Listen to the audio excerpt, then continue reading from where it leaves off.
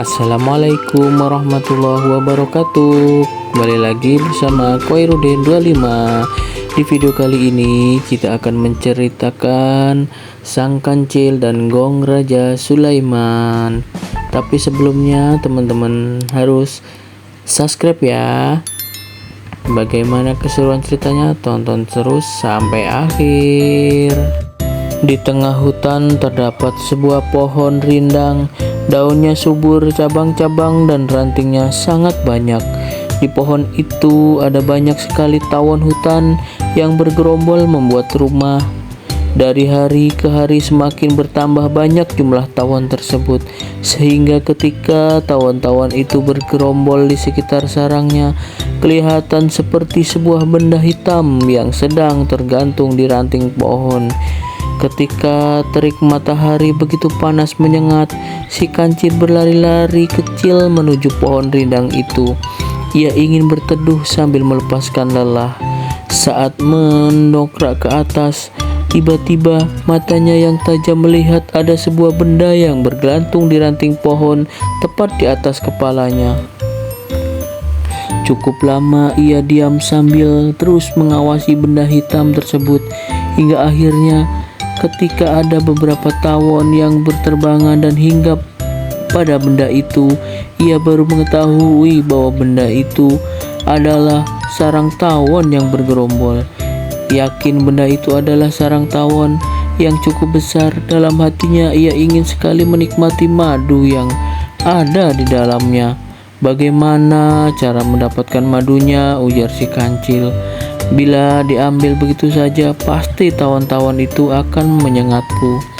Cukup lama si kancil berpikir untuk menemukan cara yang dianggap paling tepat untuk mengambil madu. Pada saat yang sama, tiba-tiba datang harimau.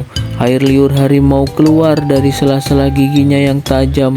Begitu melihat tubuh si kancil yang kecil dan mulus, harimau atau macan itu bukanlah harimau yang dulu pernah ditipu si kancil, sehingga berkelahi dengan ular.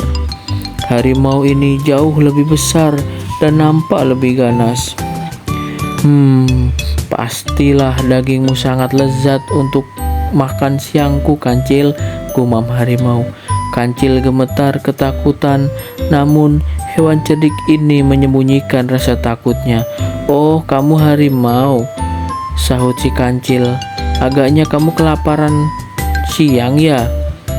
"Benar, Cil, dan relakan dirimu untuk kumakan. Berikan kau akan membunuhku?" "Itu jelas, Cil.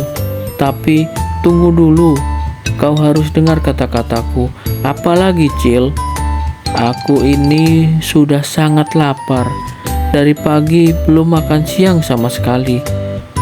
"Aku di sini sedang menjalankan tugas," kata kancil. Sekian detik menemukan penjelasan untuk menyelamatkan diri. "Tugas apa itu, Cil?" tanya harimau penasaran.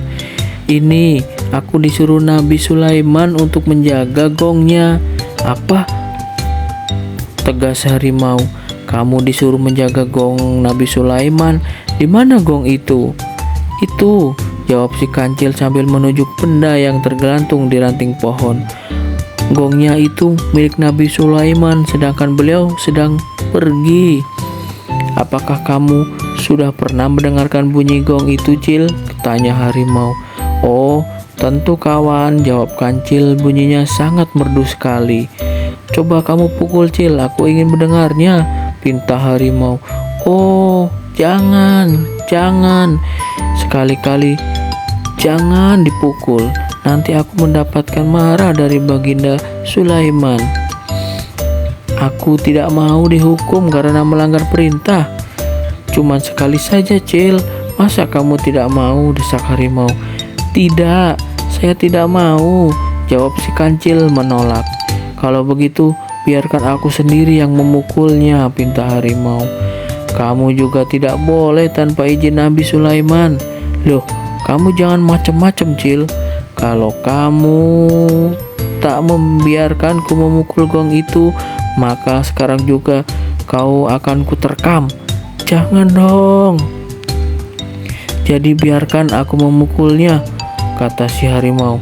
Wah, gawat, gawat gimana? Apa maksudmu?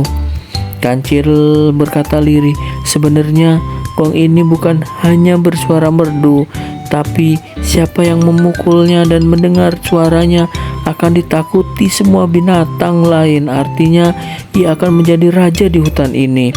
Mendengar keterangan itu, harimau makin penasaran. Ia mengendus dan siap menerkam Kancil. Kancil ketakutan agaknya. Harimau tidak main-main. Baiklah, kalau kamu tetap memaksa kawan, tapi tunggu dulu, karena aku tidak ingin kena hukum Nabi Sulaiman. Maka aku harus pergi dulu. Baru setelah aku pergi jauh, kamu boleh memukul gong itu. Aku setuju, Cil, jawab harimau. Kalau begitu, cepatlah kamu meninggalkan tempat ini. Selamat tinggal kawan, semoga kamu bisa menikmati merdunya suara gong itu, kata si Kancil. Si Kancil pun kemudian bergegas pergi meninggalkan tempat itu. Namun tanpa sepengetahuan harimau, ia hanya bersembunyi di balik semak-semak. Ia menunggu apa yang akan dilakukan oleh harimau. Setelah mengira si Kancil pergi cukup jauh, harimau pun kemudian mengambil ranting kayu kering yang bergeletak di tanah tidak jauh dari tempatnya berdiri. Ia segera mendekati benda hitam tanpa mengamat-ngamati terlebih dahulu dan langsung mengayunkan ranting tersebut. Bluk, bluk. 2 kali harimau memukulnya dengan kasar. Saat itulah gong yang tidak lain adalah tawon yang bergerombol itu langsung mendengung marah. Harimau terkejut bukan main. Dia baru menyadari bahwa yang dipukulnya bukanlah gong, tetapi rumah tawon. Tawon-tawon itu dengan ganasnya menyerbu harimau. Kancil keparat, kau menipuku, teriak harimau kesakitan karena disengat puluhan tawon. Harimau langsung lari meninggalkan tempat itu. Ia tidak ingin disengat lebih banyak oleh tawon-tawon hutan yang sangat ganas tersebut. Si Kancil yang bersembunyi di balik semak-semak hanya tertawa kecil melihat apa yang dialami oleh harimau. Dia sangat senang karena keinginannya untuk mendapatkan madu tawon sebentar lagi akan terwujud. Sebab setelah rumah tawon tersebut dipukul oleh harimau, banyak sekali madunya yang bercecer di tanah. Sesaat setelah tawon-tawon itu tenang kembali, mulailah si Kancil mendekati tempat itu dan menyantap madunya yang sangat lezat. Sedang asik-asiknya menyantap madu, tanpa disadari oleh si Kancil, ada seekor tawon yang hinggap di hidungnya dan menyengat. Aduh, teriak si Kancil sambil melompat-lompat kesakitan. Si Kancil merasakan kesakitan yang luar biasa. Sambil menahan rasa sakit, ia pun bergegas pergi meninggalkan tempat itu. Nah, ceritanya sampai di sini dulu ya teman-teman.